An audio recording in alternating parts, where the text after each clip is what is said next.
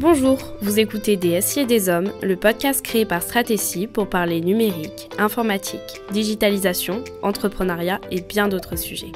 Vous allez découvrir des conseils, des bonnes pratiques, des concepts clés à travers le témoignage de notre invité.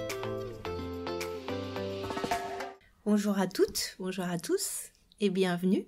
Aujourd'hui, c'est au tour de Nicolas Barre, fondateur de ce podcast Des SI et des Hommes et fondateur également et directeur de Stratégie, une équipe au service du pilotage de votre système d'information, de se présenter. Bonjour Nicolas. Bonjour Paul, ravi d'être ici et de changer les rôles. Ça fait un peu bizarre. Du coup, aujourd'hui, c'est moi qui pose les questions. Est-ce que on peut commencer? Est-ce que tu peux te présenter? Qui es-tu, Nicolas? Alors, qui es-tu? Je suis Nicolas, j'ai 40 ans depuis cette année. J'ai plutôt bien vécu ce passage, donc c'est bon, il n'y a pas trop de soucis. Voilà, ça se vit plutôt pas trop mal. J'ai 2 enfants, en bas âge. Enfin, en bas âge, non, pas de moins en moins, mais 5 et 7 ans. Qui m'occupent bien, et une petite femme, voilà. Et puis depuis 4 ans, j'ai fondé Stratégie. Stratégie, qui est une société de conseil en stratégie informatique. On propose du DSI externalisé. Voilà un peu rapidement où j'en suis et ce que je fais. Ok. On peut peut-être revenir, avant de rentrer un peu dans le vif du sujet et de ce à quoi tu contribues au quotidien, peut-être revenir un peu sur ta formation. Qu'est-ce qui t'a nourri avant d'en arriver à créer Stratégie? J'ai fait une classe prépa, donc maths sup, maths spé. Pour ceux qui connaissent, j'ai même fait 3,5 et 5,5, donc j'ai redoublé mon autre année pour prendre un peu le temps de choisir. Et puis après, je suis rentré en école d'ingénieur.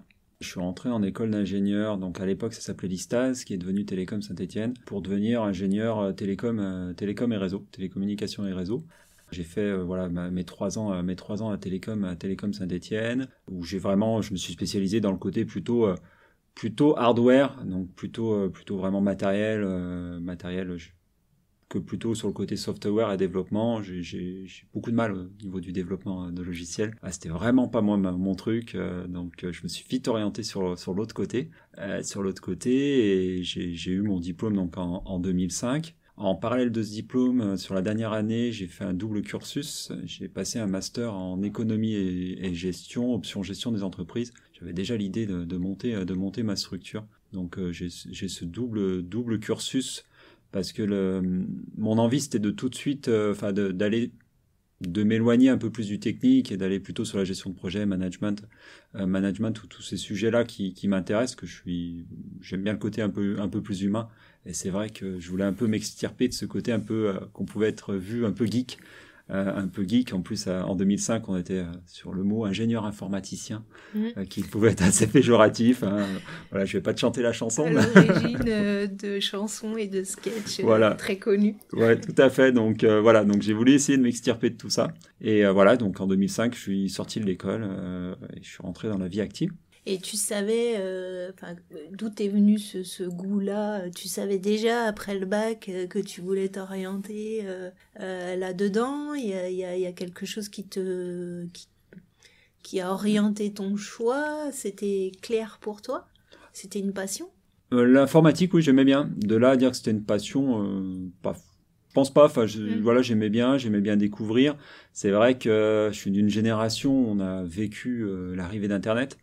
On a vécu l'arrivée du PC. Donc, à l'école, on n'était pas du tout formé à ça, quoi. On n'était pas du tout formé à l'informatique. C'est arrivé un peu plus tard. Aussi, on était un peu formé au traitement de texte, de l'époque avec Microsoft Works. Mais voilà, quoi. Après moi. Dans mon cursus, quand on fait une classe prépa, on sait pas trop où on va en fait. On est très très dans la théorie. C'est une bonne école de vie pour moi parce que j'ai beaucoup appris à travailler un peu sous la pression, parce qu'on travaille beaucoup sous la pression, à se prendre des mauvaises notes, on va dire, avec la façon dont on nous amène dans la prépa, c'est dur. Enfin, c'est dur et savoir rebondir, accrocher. voilà. bosser. Ouais, bosser, voilà, et un peu tout ça, et ça apprend bien parce que finalement je le retrouve quasiment 20 ans, tous les jours. 20 ans tous les jours où on a ce quotidien-là et on peut aussi travailler dans l'urgence comme travailler sous pression et on a ce recul assez, pour garder un peu notre sang-froid parce que face à des professeurs qui nous titillent, qui nous poussent un peu dans nos retranchements, je trouvais que c'était intéressant et en fait l'informatique, on y avait un petit peu parce que c'était fin des années 90, donc 99-2000, où j'étais en prépa, et voilà, l'informatique commençait à être là, on commençait à faire des choses, à voir un peu des choses un peu plus loin. Voilà, mais je trouvais ça hyper intéressant, et ce que j'aimais aussi, c'était ce côté un petit peu très cartésien, très maths, très binaire, sur le côté informatique, qui pouvait être intéressant. Et après la classe prépa, en fait, on fait des choix d'école, et on passe les concours, et on les a pas, on est classé. C'est assez dur sur ce côté-là, parce que on choisit oui et non, quoi. Si soit on est très bon et on a le choix, soit on est plutôt moyen comme je l'étais, on a un peu moins le choix. Et en fait, est arrivé un peu par hasard Télécom Saint-Étienne. Je m'orientais pas trop sur ça à la base. J'étais plutôt sur le BTP et finalement j'ai découvert que c'était un monde qui me plaisait pas. Enfin, voilà, qui me plaisait pas. Je m'éloignais complètement de ce qui m'animait un peu plus la partie maths et finalement que j'ai retrouvé à Télécom Saint-Étienne et qui m'ont servi pour la suite et puis voilà quoi. Après c'était pas forcément c'est pas par hasard, c'est vraiment et puis je me suis vraiment bien plu dans Télécom Saint-Étienne sur tout ce que j'ai pu apprendre quoi, tellement bien plu qu'aujourd'hui tu continues à donner des cours. Oui exactement. Donc à ton tour tu transmets. Oui je donne des cours depuis maintenant quelques années. Maintenant je les compte même plus, mais assez rapidement j'ai voulu transmettre et c'est vrai que c'est toujours appréciable de transmettre, de savoir aussi les jeunes ce qui va sortir demain, par rapport à une nouvelle mentalité, une nouvelle façon de travailler. Voilà, ce côté transmission. Donc je le fais sur plusieurs cours à des bacs plus 5, donc à des dernières années qui vont rentrer dans la vie active très prochainement. Et voilà, j'ai voulu continuer de m'impliquer aussi dans l'école. Dans l'école, j'ai ça, je suis au conseil stratégique aussi de Télécom Saint-Étienne en tant qu'ancien élève et intervenant. Donc voilà, c'est toujours intéressant de voir aussi, de donner aussi à ceux qui nous ont donné. Parce que, voilà. Ouais, et de se nourrir aussi de leur retour. Oui, tout à fait. Ok. Et après ce parcours, après tes études, comment tu as commencé ta carrière ? Quelles ont été tes différentes expériences avant d'en arriver à l'aventure entrepreneuriale ? Alors, c'est assez simple. C'est pas très très compliqué. Fin d'école d'ingénieur, on fait un stage de fin d'études de 6 mois. Et là, je suis rentré dans une administration. Je suis rentré à l'URSSAF de Saint-Étienne à l'époque comme chargé de projet sur une mission de mise en place d'une politique de sécurité du système d'information. L'URSSAF de Saint-Étienne était déjà une belle URSSAF à l'époque. C'était un service informatique de, je ne vais pas dire de bêtises, mais d'une bonne dizaine de personnes. Ah oui. Une bonne dizaine de personnes. On avait à Saint-Étienne, on l'a toujours, la compétence du Centre national du chèque emploi-service universel. Donc il y avait toute la gestion du chèque emploi-service universel à Saint-Étienne, qui a été créé à Saint-Étienne en 92. Et qui a permis d'avoir une belle URSSAF avec de belles compétences et donc structurée parce que tout était développé quasiment à Saint-Étienne. Et donc là je suis rentré en stage de fin d'études ici où j'ai mis en place la démarche sécurité et puis ils ont décidé de me garder. Donc c'était plutôt bien, plutôt valorisant. Ils ont décidé de me garder et là je suis passé plutôt sur le côté administrateur système et réseau. Avec toujours en charge de partie sécurité et aussi une montée en compétences sur toute la partie plutôt ce qu'on appelait image, donc toute la partie gestion électronique des documents, lecture automatique des documents, reconnaissance automatique, parce qu'il y avait une forte compétence dans le réseau des URSSAF et aussi à Saint-Étienne où beaucoup de choses étaient numérisées. L'objectif c'était 0 papier. Et on y est arrivé à la fin, donc je suis rentré dans ce service en tant qu'administrateur système et réseau. Ensuite, je faisais du support utilisateur, administration de tous les systèmes, de l'assistance du déploiement de nouveaux systèmes. Et après, derrière, j'ai commencé à monter en tant que chef de projet. J'ai géré une partie du projet de rapprochement de la fusion avec l'URSSAF de Roanne, pour devenir l'URSSAF de la Loire. Donc là, on est passé de 250 utilisateurs à peu près un peu plus de 300. Tout de suite après, il y a eu du mouvement dans l'équipe, la responsable adjointe est partie, et voilà, j'ai pu postuler et avoir son poste. Donc je suis passé d'administrateur à chef de projet, à responsable adjoint du département informatique. Donc je gérais toute la partie purement technique, tout ce qui était système, réseau, images et sécurité. Et je pilotais une équipe de 7 personnes. Donc ça, c'est arrivé quand même assez rapidement, je crois au bout de 5-6 ans. Ouais, une belle progression. 5-6 ans. Et donc voilà, j'avais une petite équipe assez sympa sur 2 sites, enfin sur 3 sites même.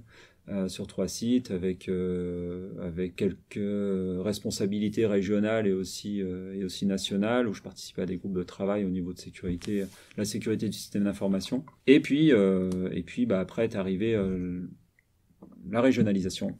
Ouais. Et là en fait toutes les cartes sont redistribuées. J'ai pu passer directeur informatique, on va dire. Je gérais toute l'équipe informatique de l'URSSAF Rhône-Alpes. Donc c'était une 30aine de personnes réparties sur toute la région Rhône-Alpes. Donc c'était 13 sites. 13 sites, on gérait à peu près 1800 utilisateurs. Donc de grosses problématiques. Et voilà, donc ça s'est bien passé. Après, je m'étais rendu compte que je m'étais trop éloigné du côté métier, enfin de l'aide, de l'assistance au métier. J'étais devenu manager pur. Donc j'étais là pour faire les entretiens annuels, valider les congés. Voilà. Tu t'étais éloigné de ton métier et de ce que tu aimais faire. Ce que j'aimais faire. Donc ça, pour moi, c'était un peu compliqué. Puis je passais beaucoup de temps quand même sur la route. Quand il faut aller à Annecy, quand il faut aller à Valence, quand il faut aller à Privas. Voilà, quasiment dans la semaine, je me déplaçais quasiment 3 jours dans la semaine. Donc il a fallu, je me suis un peu posé la question. Est arrivé aussi, c'était au moment où naissance est arrivée, donc ma fille est arrivée, là où il faut se dire qu'est-ce que je veux faire. Et puis voilà. C'était le moment aussi, parce que t'es resté combien de temps à 10 ans. Ouais, alors voilà. Très exactement 9 ans et 11 mois. Parce que je suis rentré un 1er mars 2004 et je suis parti le 31 janvier 2014. 2015, 1er mars 2005, pardon. 1er mars 2005 et je suis parti le 31 janvier 2015. Ouais. Donc il était temps d'aller voir d'autres horizons après avoir malgré tout un beau parcours, une belle progression en peu d'années. Oui, tout à fait. Belle expérience, quoi. Belle expérience. Et puis dans mon plan de carrière, c'était mon objectif. Après, ça arrivait plus vite que ce que je pensais. Parce qu'à 30 ans, j'étais déjà manager de 7 personnes.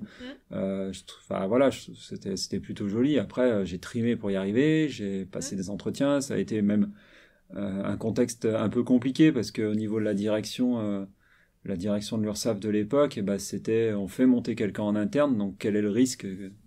Il y a un risque, quoi, parce qu'il va falloir heurter les susceptibilités de chacun parce que d'autres avaient postulé aussi, donc voilà, il va falloir aussi voir ça. Puis leur objectif, c'était aussi parce que c'est vrai que j'ai oublié une étape, c'est quand je suis passé adjoint, je suis aussi passé responsable peu de temps après, parce que l'adjoint allait prendre la place de la personne qui allait partir à la retraite, donc c'était aussi ça. Et donc, ils voulaient construire quelque chose dans la durée. Donc, pas quelqu'un qui soit, qui puisse tout de suite prendre le relais, faire la passation et après construire son équipe derrière, quoi. Ouais, t'as certainement aussi trouvé ta place et montrer de quoi t'étais capable, à la fois par tes compétences métiers et à la fois par tes qualités relationnelles, humaines et de management, quoi. Oui, tout à fait. En tous les cas, moi qui te connais, je me dis que oui, c'est pas un hasard et que c'est certainement l'association des deux, quoi. Oui, tout à fait. Et puis c'est vrai que j'étais toujours le plus jeune de l'équipe, quoi qu'il arrive. Donc mais t'as prouvé que... J'ai prouvé que, puis ça s'est plutôt bien passé. Pour en rediscuter des fois avec mes anciens collègues que je vois régulièrement, ils me demanderaient de revenir, ça les gênerait pas, quoi. Donc, moi Maintenant, j'ai continué ma vie. J'ai fait quand même de gros sauts, parce que je suis quand même passé d'administration publique et assimilé fonctionnaire à après passer dans le privé et multi-client. Donc là, c'est l'étape d'après. C'est l'étape d'après. Voilà, en 2015, je suis rentré comme consultant directeur informatique dans une société de services informatiques pour aider, pour accompagner des PME, collectivités, associations aussi, d'une taille de plus de 50 personnes jusqu'à des plus grosses structures.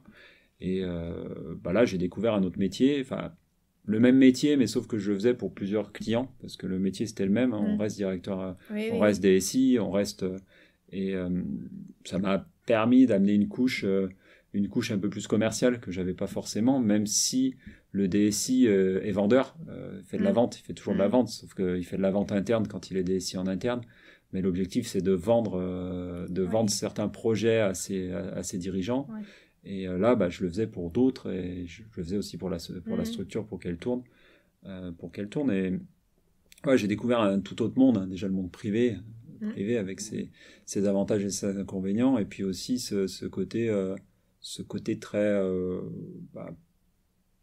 très différent, même si à l'URSSAF on était déjà en fonctionnement très très entreprise au niveau du service informatique, et ça avançait, quoi.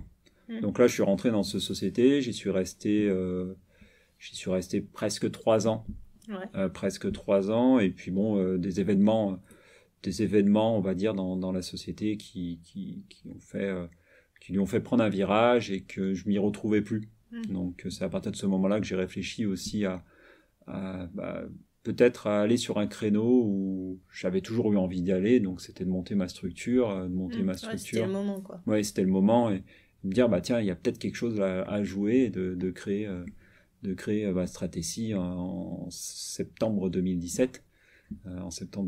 Donc là, ça fait plus de 4 ans que Stratecy est créé, et voilà. Et comment, du coup, tu t'es basé sur quel constat pour créer Stratecy, pour répondre à quelle problématique, à quelle typologie de cible J'ai créé Stratecy en partant du principe que pourquoi les petites et moyennes organisations n'auraient pas le droit, eux aussi, à leur DSI. Parce qu'en fait, on oubliait trop ces structures. Ces structures se trouvaient, quand je parle des petites et moyennes organisations, c'est des structures qui se retrouvent entre 1 et 100 utilisateurs. Voilà, ils se retrouvent un peu seuls. On va retrouver des gros cabinets. Des gros cabinets parisiens, lyonnais, avec des tarifs qui sont exorbitants et pas adaptés à eux. Pas de proximité, quoi. Pas de pédagogie, pas d'écoute. Pas l'écoute qu'ils attendent. Qu'ils attendent, parce que je pense que des structures de cette taille-là, comme tu viens de le dire, ils ont besoin de proximité. Ils ont besoin de proximité, ils ont besoin qu'on connaisse un peu le territoire, ils ont besoin qu'on les connaisse mieux, qu'on passe du temps avec eux. Ouais. Et qu'on soit aussi adapté à leurs enjeux, et aussi à ce qu'ils peuvent donner aussi en argent, parce que même s'ils veulent, des fois ils peuvent pas. Il y a aussi une réalité économique, et pour moi, voilà, c'était ce côté-là, quoi. C'était comment je pouvais aider ces structures. On a un bassin économique autour de Saint-Étienne, autour de la Loire, qui est quand même gorgé d'entreprises, de belles entreprises à taille plutôt petite et moyenne.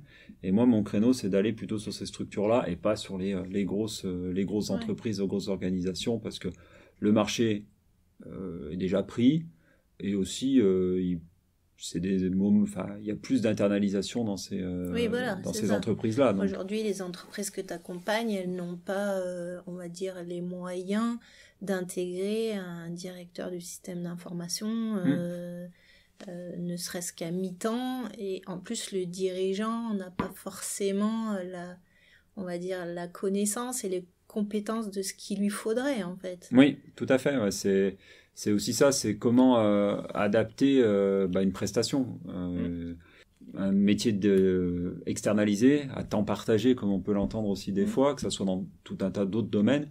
C'est comment je peux avoir mon DSI, comment je peux avoir mon DAF, comment je peux avoir mon directeur marketing, comment je peux avoir mon DRH, mais qui soit adapté à mon besoin.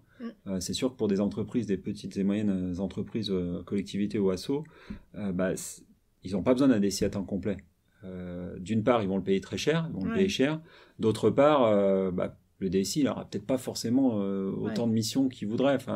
Donc, au bout d'un moment, il va tourner en rond. Ou alors, si c'est pour aller faire du support informatique, c'est un peu cher payé pour une structure. La flexibilité, quoi. Oui, ça apporte cette flexibilité, ça, je te rejoins, cette souplesse, et puis aussi aussi de cette réactivité, proximité, et aussi d'être un peu à la page, parce que nous, dans nos métiers, on est obligé, en tant que DSI externe, d'être toujours en veille, de toujours savoir ce qui se passe, de toujours savoir. Donc voilà, donc j'ai créé Stratecy en 2017 pour un peu répondre à ces besoins de petites et moyennes entreprises.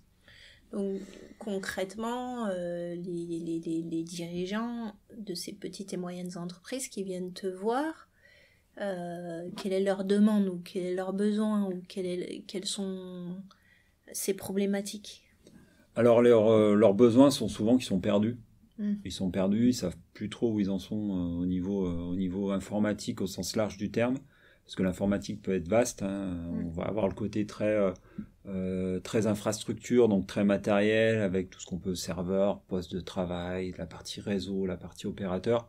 Donc il y a ce côté-là, mais il y a aussi le côté un peu métier, donc leur outil, ERP,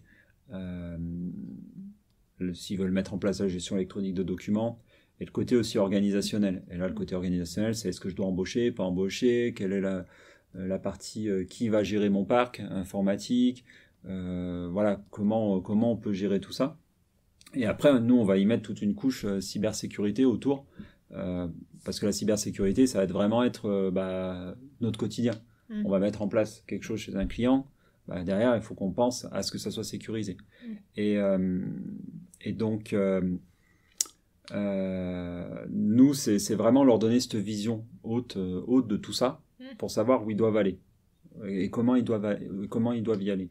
On a cet avantage aussi d'être neutre, on vend ni solution ni matériel, donc ça permet un petit peu de prendre cette position très haute et de se dire quelle est la solution que je peux amener à mon client qui va répondre à ses besoins et ses enjeux pour son entreprise.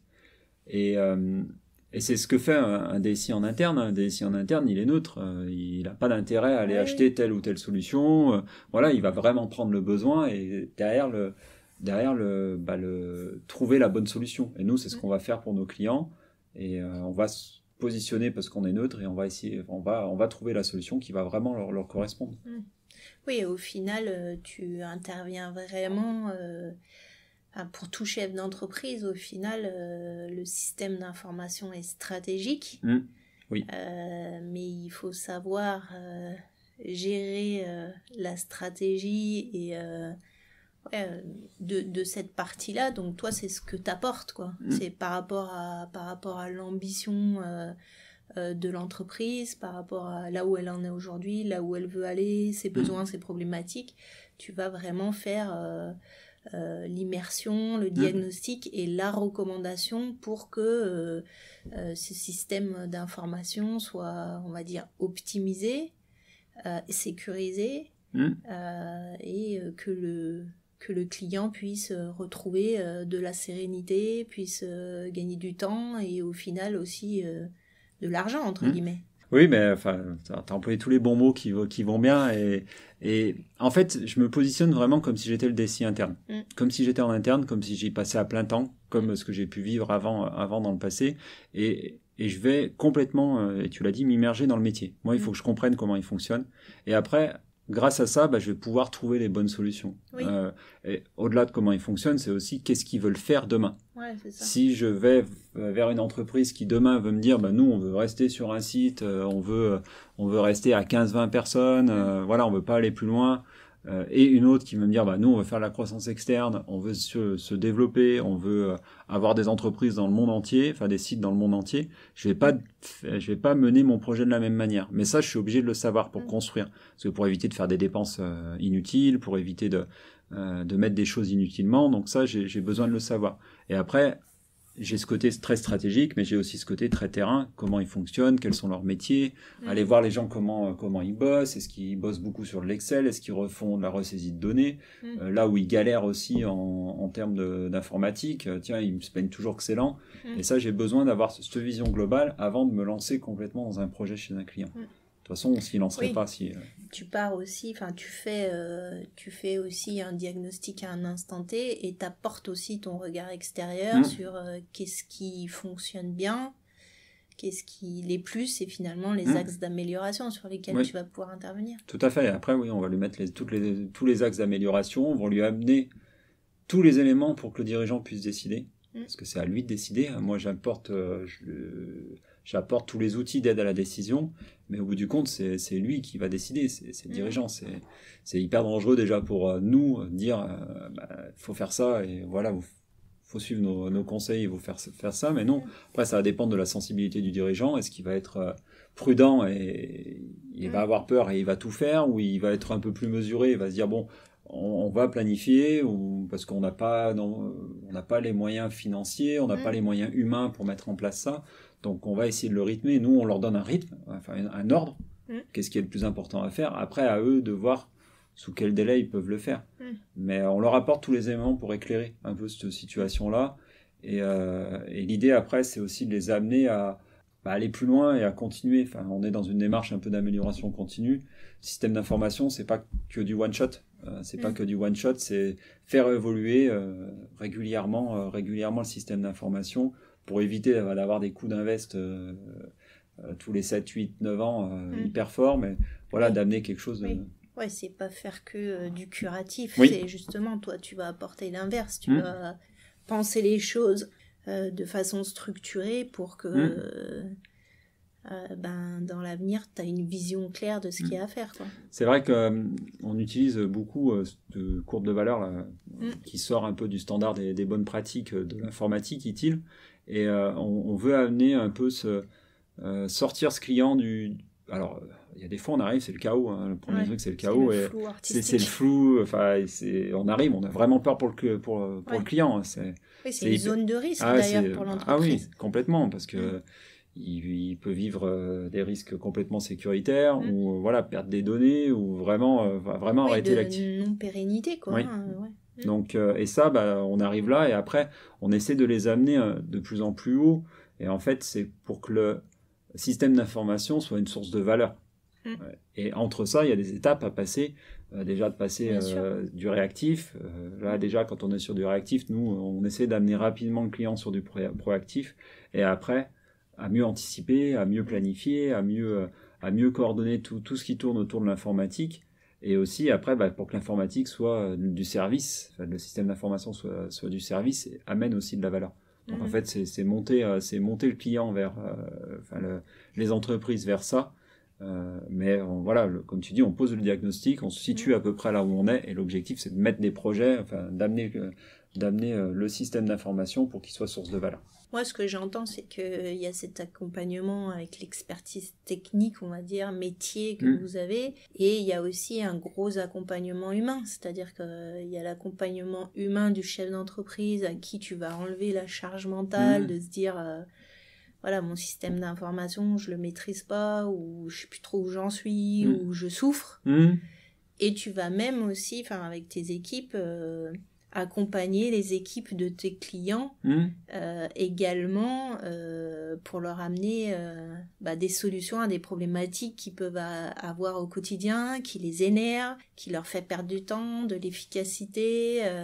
Donc vous intervenez également, j'ai envie de dire, sur de l'optimisation profonde qui va faire gagner à tous les niveaux, en fait. Ah oui, je te rejoins complètement. C'est vrai que c'est ce que je disais, on s'immerge, donc on voit les process. Après, on n'est pas là pour optimiser les process, mais on est là pour que ça soit plus fluide, en gros. Parce que des fois, dans les process, on voit une personne qui fait quelque chose dans son coin sur un fichier Excel, un outil, qui l'imprime, qui va l'amener à la deuxième personne, qui va le ressaisir dans un autre outil, etc., etc. Et là, on se dit quand même, c'est pas un métier hyper intéressant de faire de la saisie à tout va, alors qu'on pourrait peut-être... et source d'erreur. Et donc nous, c'est aussi redonner un peu de sens à du travail des fois et que les gens soient vraiment utilisés pour analyser, pour le système d'information. Je le dis souvent et c'est vraiment aussi une ligne un peu directrice dans le podcast et dans ce que je peux produire, c'est le service d'information est au service de l'entreprise, au service des utilisateurs. Et c'est pas l'inverse. Ouais, bien souvent, c'est l'inverse. Il faut pas que ça soit un frein. Et ça, moi, c'est clairement ça, c'est qu'on est là au service d'eux. Et des fois, peut-être que nous, en système d'information, il y a des choses où on ne changera pas. Il n'y aura pas besoin de le changer parce que ça, des fois, ça peut être aussi l'histoire de l'entreprise, que ça soit comme ça. J'avais eu un cas d'une industrie où la personne, en fait, c'était une industrie où les opérateurs étaient très autonomes dans leur travail, mais très très autonomes, et ils faisaient vraiment en toute autonomie. Et la patronne voulait aller un peu plus loin.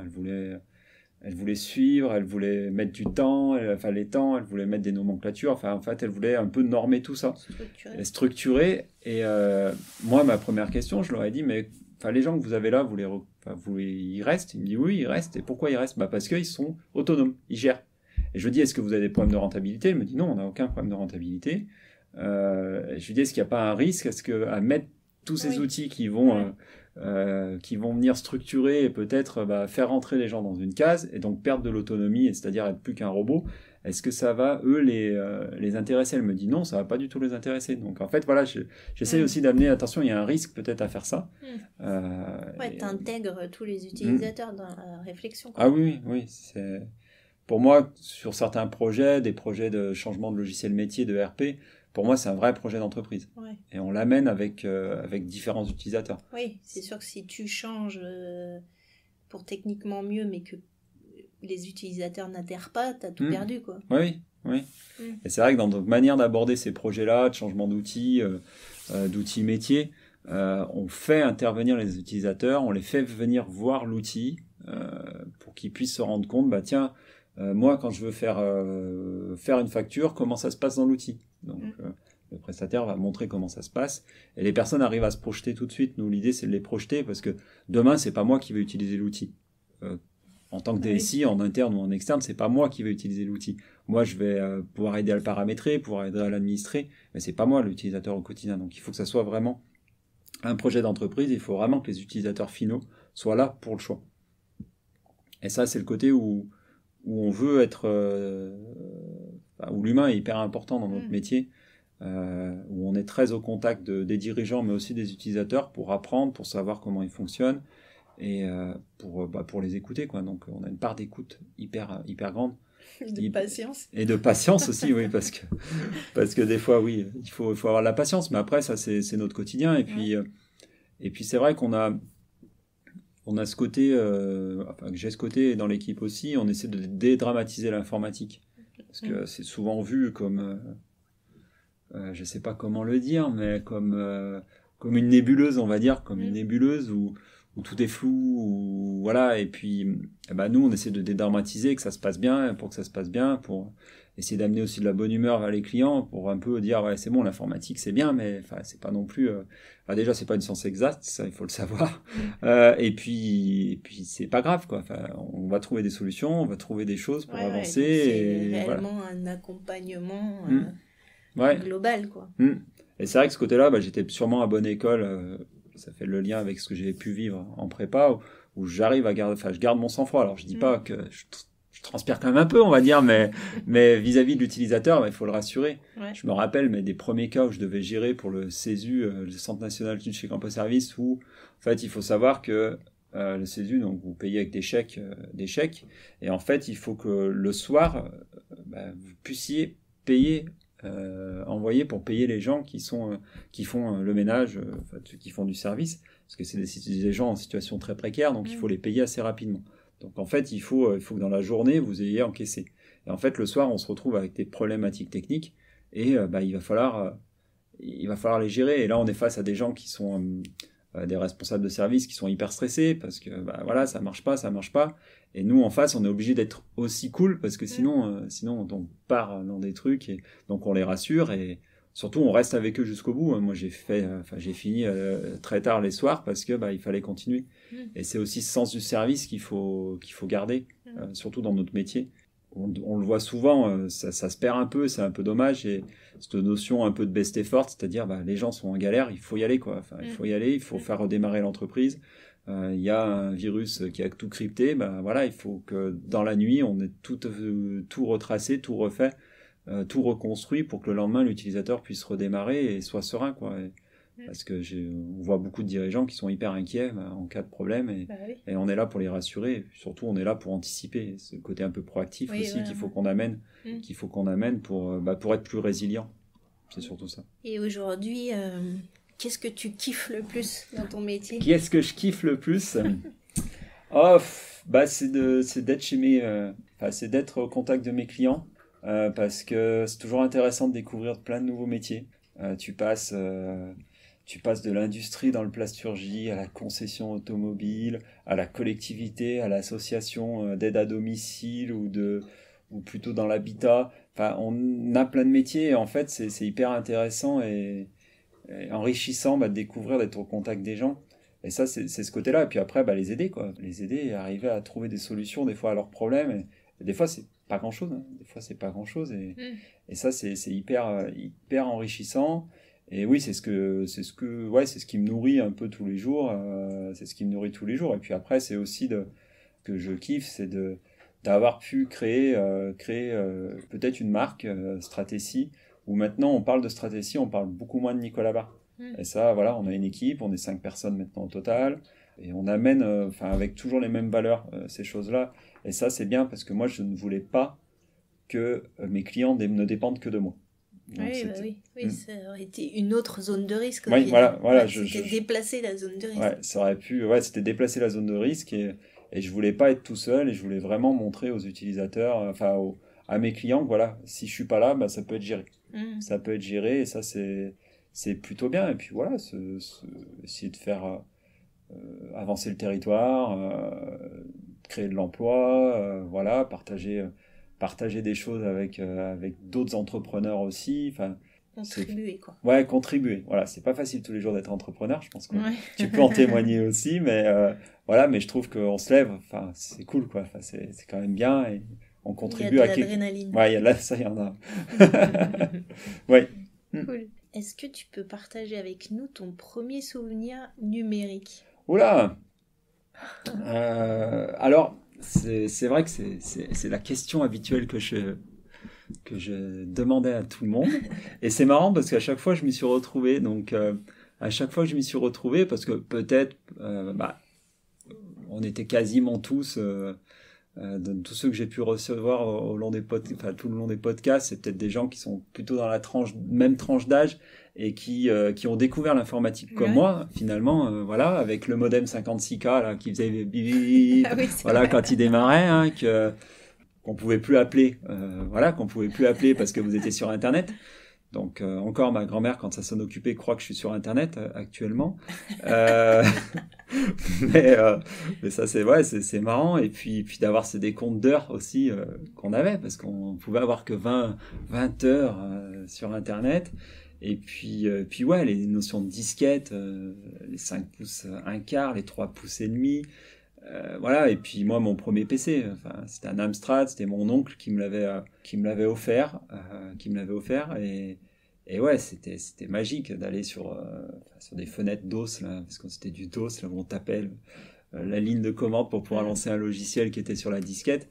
C'était des bons souvenirs. Et puis c'est là qu'on voit en fait qu'en peu de temps les mutations qu'il y a eu. Ah oui, c'est sûr que quand on voit, il y a des chiffres qui circulent, le taux de pénétration de Facebook, par exemple, par rapport à la télé.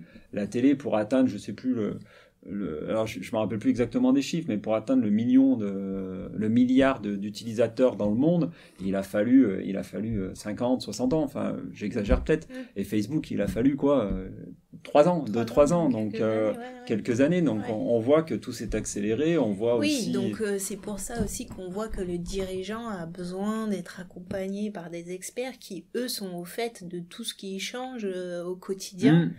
que nous, chefs d'entreprise, on peut pas tout maîtriser non plus, quoi. Ouais, c'est ce côté-là qui est intéressant, parce que comme c'était pas si loin, cette arrivée de l'informatique, c'était fin des années 90, on va dire, après les années 95 ou 95, donc c'est pas si loin finalement en temps.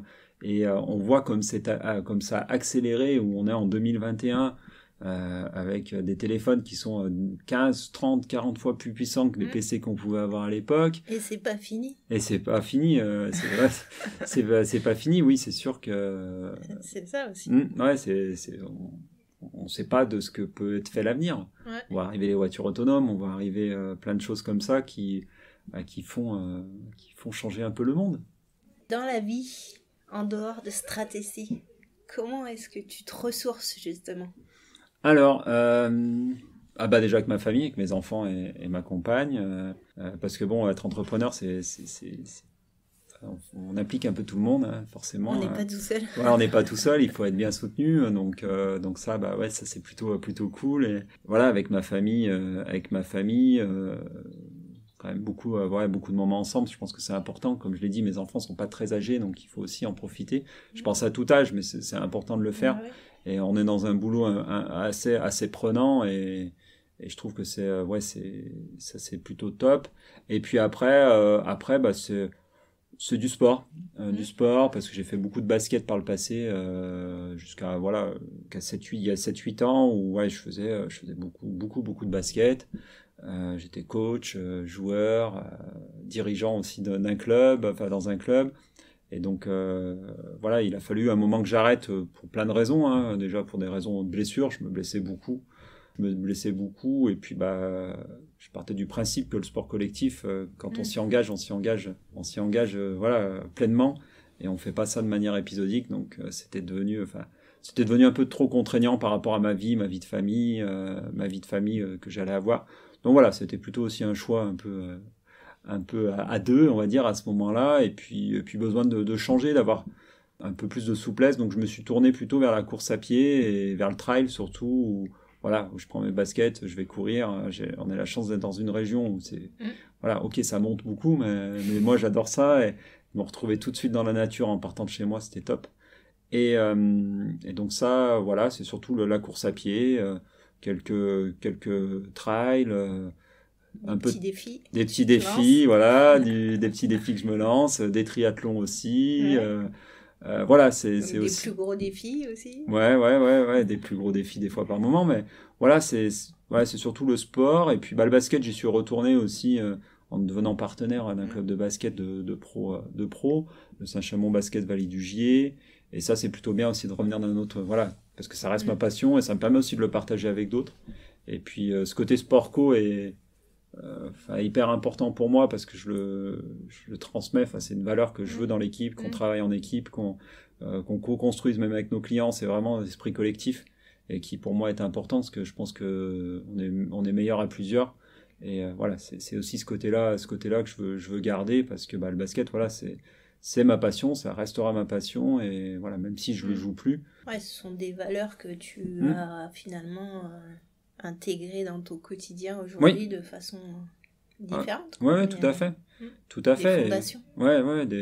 C'est différent, mais après c'est mon histoire. J'ai quand même joué, je crois quasiment presque 30 ans au basket, donc ça reste dedans, et c'est le collectif, moi, que j'adore. C'est aussi pour ça que rester tout seul dans une entreprise, c'est bien, mais on manque ce côté collectif. Et puis après, en autre passion, c'est profiter un peu de tout ce que peut nous offrir la vie. Bien manger, aller au restaurant, boire modérément, bien entendu. Mais faire la fête, même si actuellement on peut moins le faire, mais bon, c'est qu'une mauvaise passe, et ça va le faire, quoi. Est-ce que tu as une personnalité qui t'inspire ? En fait, non, j'ai pas forcément de personnalité qui m'inspire. Si on repart sur le basket, forcément, je suis inspiré plutôt par ce que fait Michael Jordan, ce qu'a pu faire, parce que c'est vraiment mon époque, et par rapport à ce qu'il était, sa façon de gagner, de vouloir gagner, et c'est plutôt ce côté-là. Après, En inspiration, je vais, j'ai pas forcément, j'essaie de prendre un peu, de prendre un peu le meilleur des gens que je peux côtoyer et non, voilà, je suis pas quelqu'un qui soit vraiment inspiré comme ça par quelqu'un et voilà. Je suis en train d'y réfléchir, mais c'est vrai que si, quand même, sur le côté entrepreneur, j'étais plutôt inspiré par Sébastien, que tu connais, que forcément tu connais bien, parce que il m'a aidé à démarrer la structure, et puis il m'a accompagné régulièrement, voilà, sur certains sujets. Après, voilà, la vie a fait que il n'est plus là. Mais c'est vrai que sur ce côté-là, il m'a bien inspiré, il m'a bien aidé. Après, voilà, il y a d'autres personnes qui tournent autour de moi, qui aident et qui sont aussi inspirantes et qui me challengent comme tu peux l'être, hein, forcément. Et je trouve que, voilà, après, moi, j'ai du mal à m'identifier à une personne, on va dire. C'est plus la pluralité, les rencontres, se nourrir du parcours de chacun. Oui, voilà, tout à fait. Et puis essayer d'éliminer aussi tout ce qui peut être toxique autour de soi. Oui, voilà. C'est ça, parce que avoir les bonnes personnes. Ouais, voilà, donc oui, plutôt ça. Cool. Merci Nicolas. Merci à toi Paul d'avoir fait voilà pour cette fin de saison, parce qu'on arrive à la fin de saison du podcast et voilà, et il y aura d'autres surprises je pense la prochaine saison, et ouais, c'était plutôt intéressant pour moi aussi le fait de vraiment dans tout ce que j'ai entendu aujourd'hui retenir ce que je sais déjà de toi, mais qui est plus encore ressorti aujourd'hui, de dire que par ta compétence métier solide, tu as une grosse partie d'humain où tu accompagnes tes clients et leurs utilisateurs au quotidien, avec cet objectif de leur enlever une épine dans le pied, on va dire, de l'apporter, de la réduction de la charge mentale. Oui, c'est ça. Et du coup, je te reconnais bien là, expert métier et relations humaines. Oui, voilà. Je trouvais que le nom du podcast, quand on l'avait travaillé, DSI et des hommes, m'a tout de suite parlé, parce que c'est ce côté-là, c'est ce côté humain qu'on peut mettre devant, et c'est ce que tu dis, c'est comment allier les deux, quoi. Cette expertise très technique, parce que dans notre métier comme dans ton métier, qu'on a pu découvrir dans un podcast, c'est des expertises très techniques, quoi qu'il arrive, comme peut l'être le RH, comme peut être la partie financière. Et, ça s'improvise pas. Et si on n'amène pas, s'il n'y a pas de l'humain, on va pas, c'est compliqué de faire matcher. Sinon, on vend de la solution et puis c'est bon, quoi. Voilà. Voilà, ce sera ma conclusion pour moi. Merci encore Paul, et puis merci à toi. J'invite à l'année prochaine. À l'année prochaine, merci.